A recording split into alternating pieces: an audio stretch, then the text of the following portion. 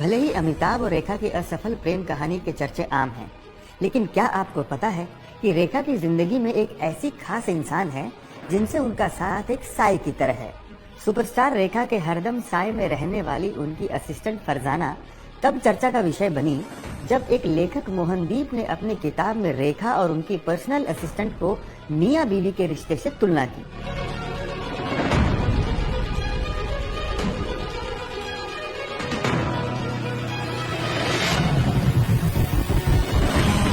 मोहनदीप की किताब के मुताबिक रेखा फरजाना को दुनिया के सामने अपनी बहन बताती थी, लेकिन एक घर में रहकर इन दोनों का व्यवहार लगता है मियां बीवी जैसा।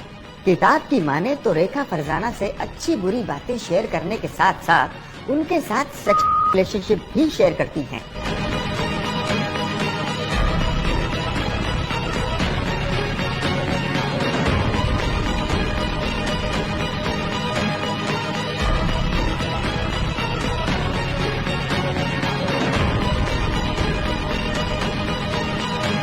इतना ही नहीं, जब रेखा की शादी मुकेश अग्रवाल से हुई थी और मुकेश ने शादी के साल भर होने से पहले ही आत्महत्या कर ली थी, तो रेखा की जेठानी ने उनकी मौत का इल्जाम रेखा और फरजाना पर ही लगाया था। रेखा की जेठानी ने कहा था कि रेखा और फरजाना के बीच कुछ अलग ही चल रहा था। दोस्त होना या बहन होना बहुत अलग होता है, लेकिन रेखा और फरजाना का व्यवहार वैसा नहीं था।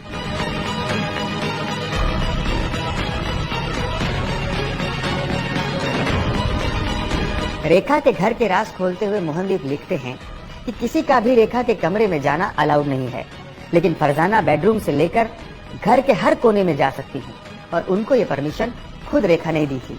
फरजाना रेखा के साथ 3 दशक से है। फरजाना ने रेखा की हेयर ड्रेसर के तौर पर उन्हें ज्वाइन किया था, लेकिन इस सुपरस्टार को उनका साथ इतना पसंद आया कि वो जिंदगी भर के लिए उनकी मैनेजर बन गई।